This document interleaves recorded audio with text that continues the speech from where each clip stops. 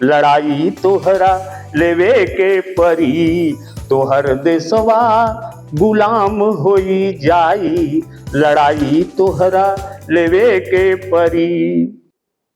नमस्कार, वर्णिका हिंदी में आप सभी का स्वागत है। आपके साथ मैं हूं संतोष सारंग।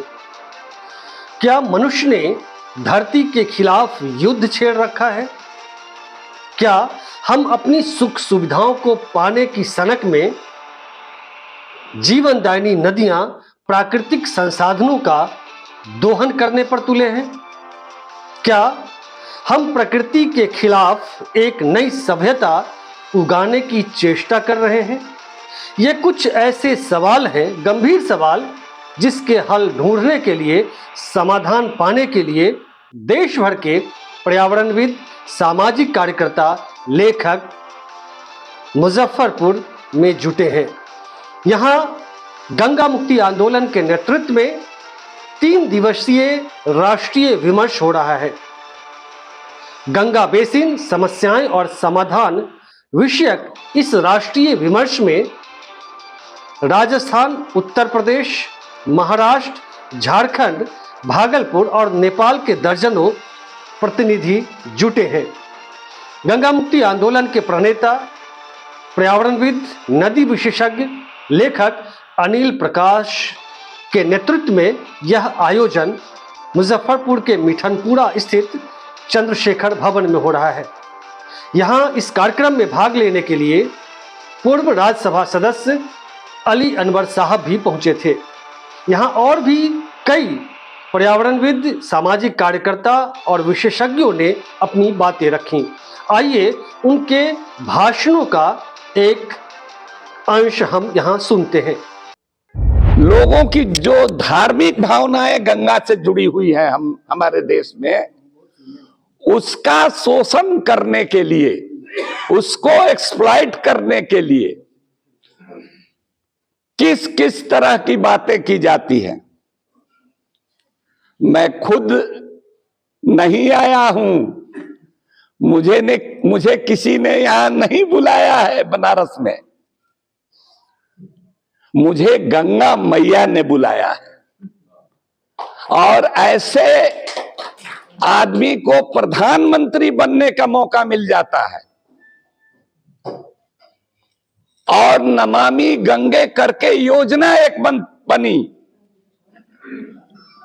10 साल गुजर गए, वो सारी योजना फेल है, वो सारा पैसा उस पर खर्च किया गया, वो चला गया भ्रष्टाचारियों, ठेकेदारों के पॉकेट में। 20,000 करोड़ रुपया। सड़कें जगह जगह, हमारे पटना में हम लोग एमपी लाइट से भी जो सड़कें बनाए थे उसको कोड़ दिया बीच से, उस पर गंगा, नमामि गंगे के नाम पर। लेकिन गंगा का पानी का कोई उसमें ये नहीं हुआ। तो इसी तरह से कोई मंत्री बन जाता है, कोई सांसद बन जाता है नाम पर। तो हम कहना यह चाहते हैं कि अनिल प्रकाश जी, देखिए, जाति अलग चीज है। कोई अपने को कह सकता है सन ऑफ मलाह, मंत्री बन सकता है, उसको अधिकार है। लेकिन अनिल प्रकाश जी को न मंत्री बनना है, न एमएलए एमपी बनना है, लेकिन 40 साल नहीं 42 साल से ये लगातार मछुआरों की जिंदगी पर जो आफत है, मुसीबत है, उनकी रोजी रोटी पर, और गंगा मर रही है, इसकी लड़ाई लड़ते आ रहे हैं ईमानदारी के साथ। इनको कोई इलेक्शन नहीं लड़ना है, वोट में खड़ा नहीं होना है, मंत्री और एमपी एमएलए नहीं बनना है। तो हम तो कहेंगे कि असली, हम नहीं जानते हैं जात बिरादरी, हम लोग पूछते भी नहीं है किसी से, लेकिन असली सन ऑफ मलाह अगर कहिए तो वो अनिल प्रकाश हैं, असली सन ऑफ मलाह। उसका फायदा भले दूसरे लोगों को मिल जाए एक का करके। आखिरी बात मैं कहना चाहता हूं कि इनकी लगन को देख करके, इनकी ईमानदारी को देख करके, इनके कमिटमेंट को देख करके बहुत खुशी होती है। ऐसे बहुत कम लोग हैं, इसलिए इस आंदोलन से जुड़िए।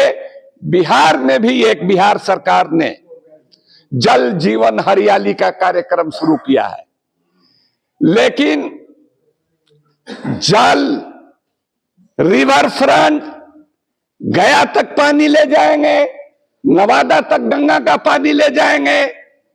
यही काम दिल्ली में हो रहा है, गंगा का पानी हम दिल्ली वालों को पिलाएंगे। ये सब काम जो हो रहा है वो गंगा को और मारने का, जल्दी से जल्दी किल करके जमुना बनाने की ये सब योजना है। हम एक बार एक किस्सा हम सुनाते हैं बिस्मिल्लाह खां साहब का।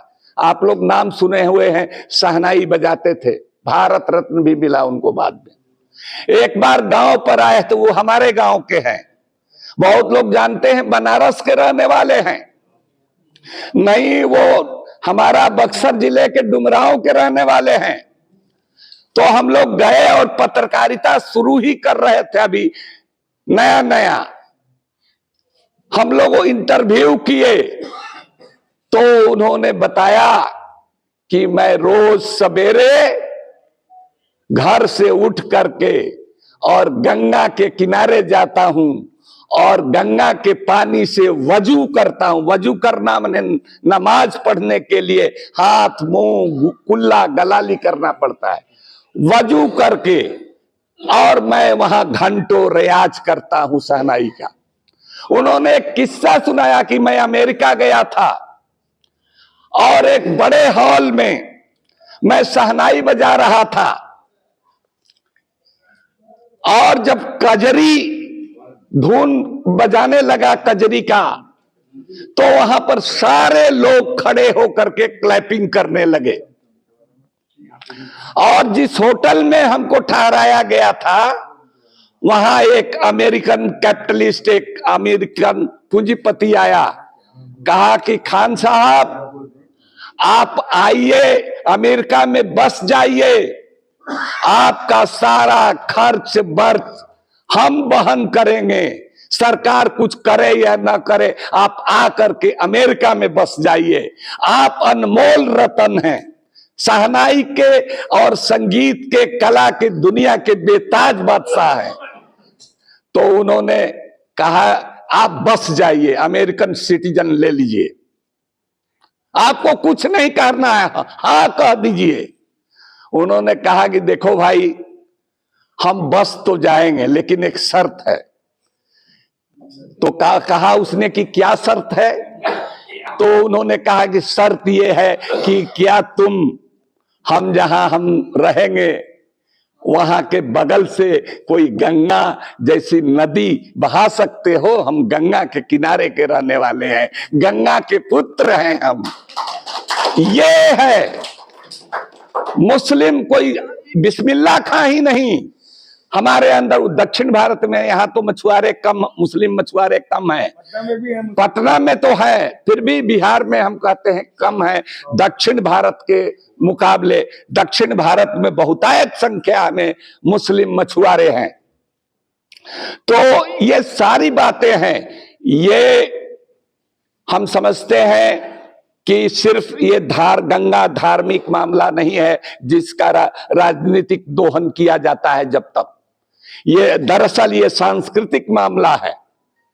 मिस्र की सभ्यता सबसे पुरानी सभ्यता मानी जाती है, कुछ लोग मानते हैं, और कुछ लोग सुमेर की सभ्यता को सबसे पुरानी सभ्यता मानते हैं।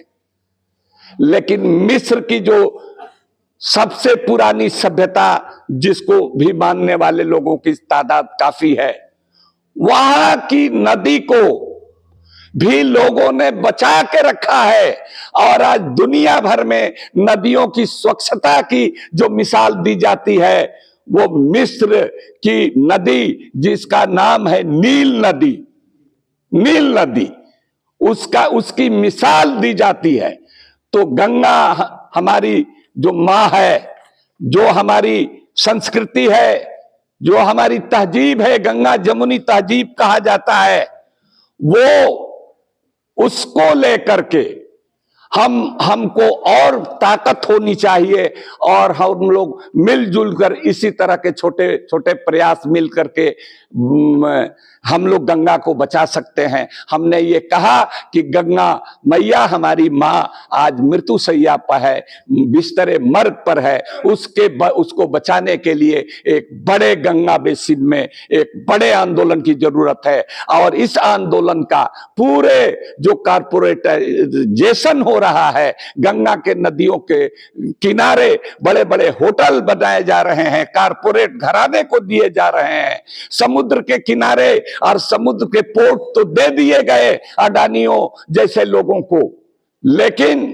ये गंगा का उसी नियत से जो सरकार है उसी नियत से आगे बढ़ रही है।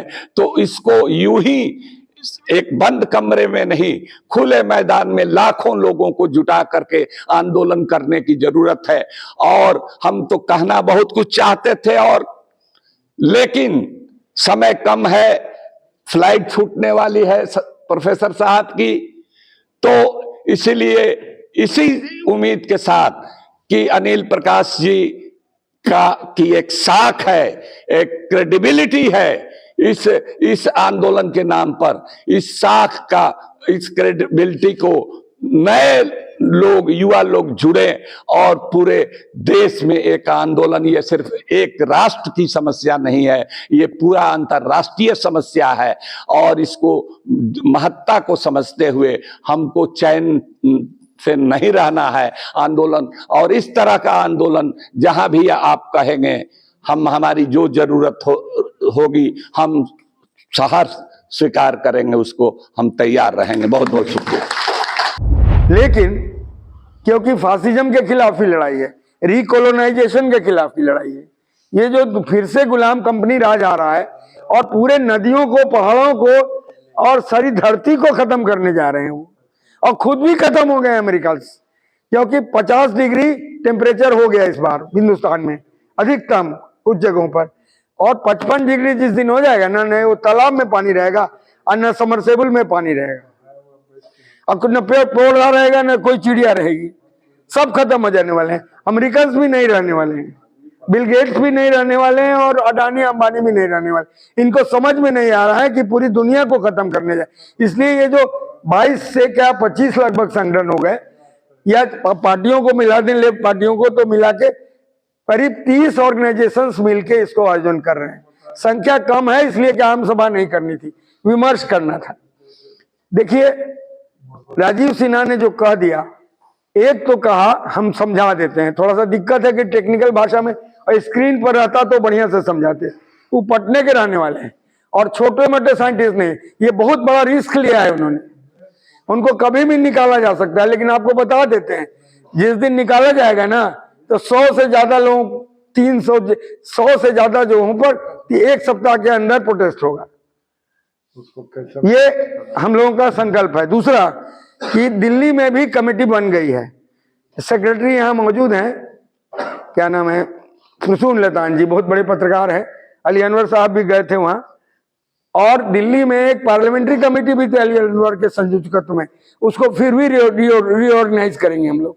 और अरुण माझी हैं, सुप्रीम कोर्ट के हाई मतलब सीनियर एडवोकेट हैं और पीयूसीएल के वाइस प्रेसिडेंट रहे हैं, पीयूसीएल सेफ्टी के 20 साल से, तो उनको ही बनाया गया अध्यक्ष। और जान लीजिए कि वहां की कमेटी में ज्यादातर लोग ब्राह्मण और कायस्थ हैं और भूमिहार हैं, लेकिन अध्यक्ष चुना एक मल्लाह को।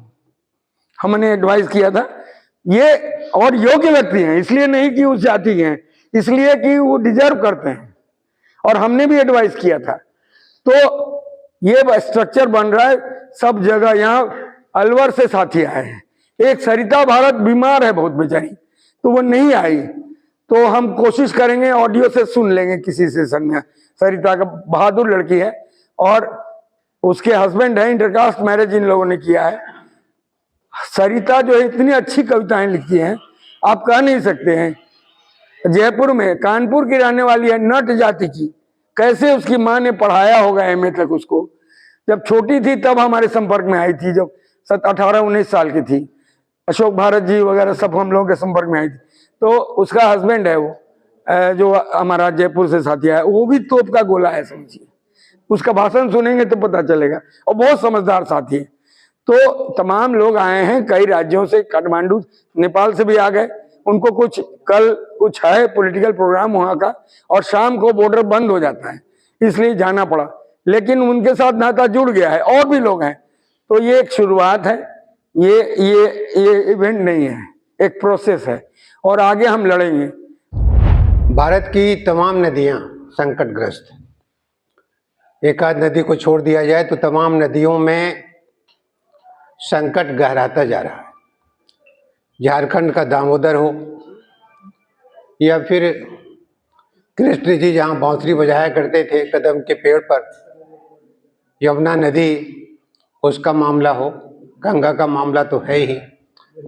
छोटी छोटी जो नदियाँ थी सहायक, वो तो बर्बाद ही हो चुकी है। कई बालू खनन में, ये खनन में, वो खनन में। बागमती है, उनके लोग बैठे हुए हैं। तो नदियों पर एक गहरा संकट है। और ये संकट क्यों है? जो सभ्यता विकसित हो रही है, जो आधुनिक सभ्यता विकसित हो रही है, यह प्रकृति के खिलाफ जंग कर रही है, प्रकृति के खिलाफ युद्ध कर रही है। प्रकृति के विनाश पर ही एक नई सभ्यता उगाने की चेष्टा पूरी दुनिया में है। ऐसा नहीं कि भारत की नदियों के साथ है, भारत के जंगल के साथ है। कुछ बड़े मुल्क हैं, कुछ अच्छे मुल्क हैं जिन्होंने अपने यहाँ अपनी प्रकृति को बचाने की कोशिश की है। उनके पास वो चीज़ है, अमेरिका में और कई जगह ऐसा है। लेकिन अफ्रीका हो, अरब का देश हो, हमारा देश हो, जो कमज़ोर मुल्क है, उस मुल्क में आप देखिएगा कि प्रकृति और सभ्यता का विकास दोनों आमने सामने है। तो सवाल यह है कि क्या इस सभ्यता को रखते हुए हम नदियों को स्वच्छ कर सकते हैं या नहीं कर सकते? यह सभ्यता को उलट कर ही कि नदियां स्वच्छ होंगी। अभी देखिए, हंसदेव जंगल जो है छत्तीसगढ़ का, पूर्व की सरकारें हों या वर्तमान सरकारें हों, वो हंसदेव का जंगल काटा जा रहा है। लाखों लाख पेड़ काटे जा रहे हैं। और पर्यावरण के नाम पर एक दिन ऐसा मौका आता है कि हम एक पेड़ लगाते हैं, 10 फोटो खिंचाते हैं। एक ही पेड़ में लगे हुए हैं 5 नेता, और उसका फोटो खींच करके हम अखबार में देते रहते हैं कि पर्यावरण को बहुत सुंदर, बेहतर करने की कोशिश चल रही है। तो हमारे सामने ही नहीं, पूरी दुनिया के सामने ये प्रश्न है कि क्या होगा आगे आने वाला समय क्या होगा। गर्मी बढ़ती जाएगी, ठंड बढ़ती जाएगी, मौसम बदलता जाएगा, बोतल में पानी बंद हो जाएगा, या सिलेंडर में शुद्ध हवा को बांध करके पीठ पर टांग करके सबको दिया जाएगा। यह एक संकट है। और इस संकट के क्षण में जो हम सोचने के लिए हम सारे लोग बैठे हुए हैं, तो गंगा उसके केंद्र में है। और गंगा में, भागलपुर में जो नदी बहती है, या पटना में जो नदी बहती है, या बक्सर में जो नदी बहती है, उसमें गंगोत्री का एक बूंद पानी भी नहीं है। और आप कह सकते हैं कि जो युद्ध आप देख रहे हैं दुनिया में, उसी तरह से पर्यावरण को बचाने का, इकोलॉजी को बचाने का, निसर्ग को बचाने का भी युद्ध चल रहा है। और इस युद्ध में हमें अपना पक्ष ढूंढना पड़ेगा। हमें अपना जो पक्ष है साफ साफ रखना पड़ेगा। हम ये मानते हैं कि यहां जो बैठे साथी हैं वो अपना पक्ष रखने के लिए यहां पे आए हैं, और इस पक्ष को बहुत शिद्दत के साथ लोग उठा रहे हैं। जब नदियों को बचाने की बात पहली बार इस देश में आई, तो उसमें एक बड़ी जमात, जिसको कि हम लोग कहते हैं, मैं नर्मदा बचाओ आंदोलन से शुरू हुई और वह पूरे देश में ही नहीं, पूरी दुनिया में इस सवाल को खड़ा किया। क्या सवाल? सवाल यह कि क्या प्रकृति को बचाने का समाधान टेक्नोक्रेटिक ढंग से होगा? प्रकृति को बचाने का समाधान ब्यूरोक्रेटिक ढंग से होगा? प्रकृति को बचाने का समाधान पूंजीवादी ढंग से होगा, साम्राज्यवादी ढंग से होगा, या प्रकृति को बचाने का समाधान सांस्कृतिक ढंग से होगा? गंगा, ऐसा यहां कह रहे हैं साथी कि गंगा महज एक नदी नहीं है, वह भारतीय उपमहाद्वीप की एक संस्कृति है। और अगर भारतीय उपमहाद्वीप की संस्कृति है जिसने संस्कृति का निर्माण किया है, तो निश्चित तौर पर हमें उस संस्कृति के बारे में विचार करना होगा और उस संस्कृति पर जो हमलावर लोग हैं उनको पहचानना पड़ेगा।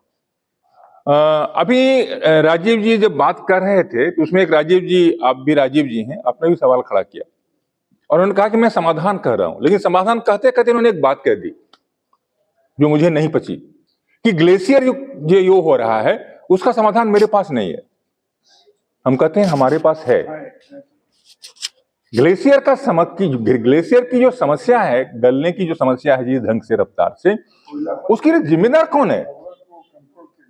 प्रकृति को जिस प्रकार हम गर्म कर रहे हैं अपनी आदतों के कारण, अपने टेक्नोलॉजी के कारण, अगर हम उस पर रोक लगाएंगे तो ग्लेशियर का समाधान निकल आएगा। इसलिए इस बात को समझना जरूरी है कि कोई भी जो समस्या यहां पे आ रही है वह आकाश से टपकी हुई समस्या नहीं है। ह्यूमन बीइंग ने माने एक मानव और मानव द्वारा निर्मित व्यवस्था ने समस्या पैदा की है और उस समस्या का समाधान मानव समुदाय के पास है, बशर्ते कि हम लोग इस पर पूरी शिद्दत के साथ, गंभीरता के साथ सोचें। एक और बात आई, अली अनवर जी ने कहा कि जमुना में जो जहरीली झाग दिखाई पड़ती है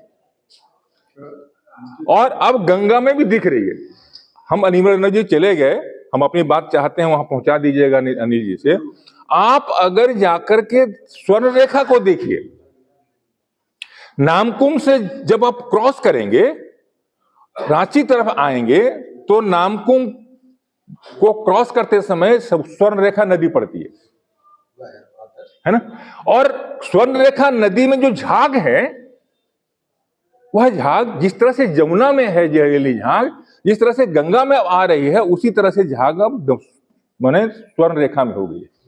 और आपको बता दें कि दुनिया की जो 10 सबसे माने विषैली नदियां हैं, उनमें जहरीली नदियां हैं, उनमें 2 नदी झारखंड की है, दामोदर और स्वर्ण रेखा।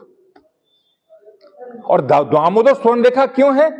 क्योंकि टेक्नोलॉजी के माने कारण हमने उसके गर्भ को जिस ढंग से चीरा है, जिस ढंग से कोयला निकाला है, जिस ढंग से लोहा निकाल रहे हैं, जिस ढंग से चीजों को वहां कर रहे हैं, उससे यह होना ही होना है।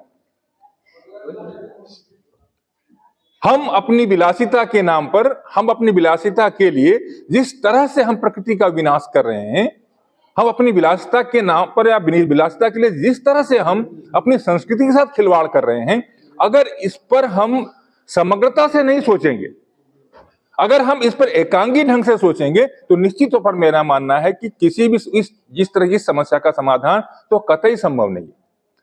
यह तात्कालिक भी है और दीर्घकालिक भी है। इसका समाधान अगर आमूलचूल परिवर्तन करना है तो दीर्घकालिक सोचना पड़ेगा, लेकिन तात्कालिक भी है। और तात्कालिक में यह साफ है कि हमें अपनी आदतों में, इंसान को अपनी आदतों में परिवर्तन करना ही पड़ेगा। अगर नदियों को बचाना है, नदी घाटी को बचाना है, जंगल को बचाना है, जमीन को बचाना है, तो निश्चित तौर पर हमें अपने जीने की जो मर्यादा है, उस मर्यादा पे हमको ध्यान देना पड़ेगा। जब तक हम इसको नहीं ध्यान देंगे, हम टेक्नोलॉजी के ध्यान से देखेंगे, टेक्नोक्रेटिक ढंग से देखेंगे, तो इससे समस्या और गंभीर होगी, न कि समस्या का समाधान होगा। एक आदमी, मैं गांव में गया तो पूछा मुझसे कि सीता किनकी बेटी थी, तो मैंने कहा कि जनक जी की। तो उसने कहा कि नहीं, आप गलत कह रहे हैं, सीता तो मिली थी जमीन से ना, तो कौन सी जाति की थी, किस धर्म की थी? मैं अवाक रह गया। उस गांव के उस आदमी का जवाब आज तक मेरे पास नहीं है। मित्रों, बहुत बहुत बातें हैं, मगर गंगा से मेरा पुराना नाता है। हमारे जो गिरमिटिया मजदूर जो मॉरिशस गए अंग्रेजों के समय में, वे अपने साथ सीसी में गंगाजल ले गए थे, और वहां पर उन्होंने एक नदी में उस गंगाजल को डाल दिया, जिसे परी तालाब कहते हैं, और गंगा की तरह ही वहां पूजते हैं। ये मित्रों, हमारे यहाँ मरने के समय गंगाजल दिया जाता है। आज मैं ये बताऊंगा कि ये तमाम चीजें सत्ता पर बैठे हुए उन लोगों के द्वारा संचालित होते हैं। करोड़ों अरबों रुपए जा रहे हैं, गंगा प्रदूषण के लिए लगे हुए हैं, परंतु उसका कोई काम नहीं हो रहा है। जरूरत है हमारी सांस्कृतिक टीम की, क्योंकि जब तक सांस्कृतिक रूप से हम अपने गांव के लोगों को ये नहीं समझाएंगे कि गंगा को हमको आबाद रखना है। हम गीत हमारे लोग गाते हैं कि गंगा आबाद रखिया सजनवा के, नहीं कि अब सुनावल जाता तोहरा के लोरी हो, जगावे वाला केहू नहीं खे, आग लागल बाटे देख टोला टोली हो, बुतावे वाला केहू नहीं खे, लूट के खजाना खाली कई देलस चोरावा, आ देशवा के अंखिया से बहतरुए लोरवा, ई त देखावले जाता तोह के रंगोली हो, बचावे वाला केहू नहीं खे, आग लागल बाटे देख टोला टोली हो, बचावे वाला केहू नहीं खे। तो देश के ये स्थिति माने आप लोगों के सामने है। हम लोग देखते हैं तो कहते हैं अपने लूटे लायरू हाला करे चोर चोर, अपने लूटता है और आपको चोर कहता है, नहीं। तो मित्रों, तो हर देशवा रसातल में जाई, लड़ाई तोहरा लेवे के परी।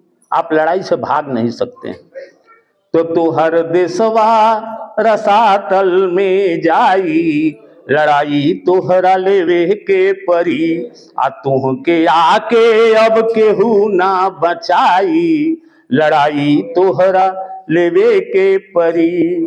और देखिए, शिक्षा के खुल गईल बा देखा दुकनिया, आ गरीबवन के जान मारे नून तेल धनिया, तोहर बचवा के छूटल पढ़ाई, लड़ाई तोहरा लेवे के परी, तोहर देशवा रसातल में जाई, लड़ाई तोहरा लेवे के परी।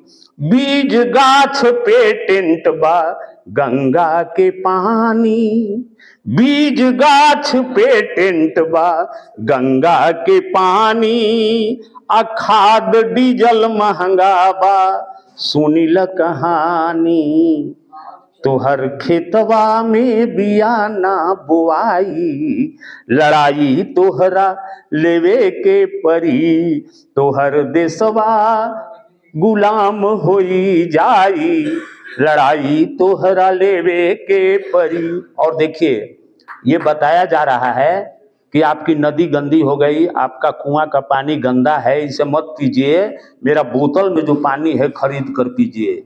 तो कोको कोला बियर आ विस्की पिलाई, हाथे हाथे तुहके जियो मोबाइल धराई, तुहके सपना में मारुति दिखाई, लड़ाई तोहरा लेवे के परी, तोहर देशवा गुलाम होई जाई, लड़ाई तोहरा लेवे के परी। चलो जमाना भारतवासियों, गंगा मैया रहा पुकार, लाज बचा लेना अपनी माँ के, नहीं तो जीना हो जाएगा बेकार। जाति धर्म उच्च नीच का हमको भेद मिटाना है, घर घर में छुपे हुए हैं गंगा मैया, सबको बाहर आना है। शिक्षा में है कुछ दमखम, इसे समाज को बताना है, पैसे और बंदूक वाले को कलम से हमें भगाना है।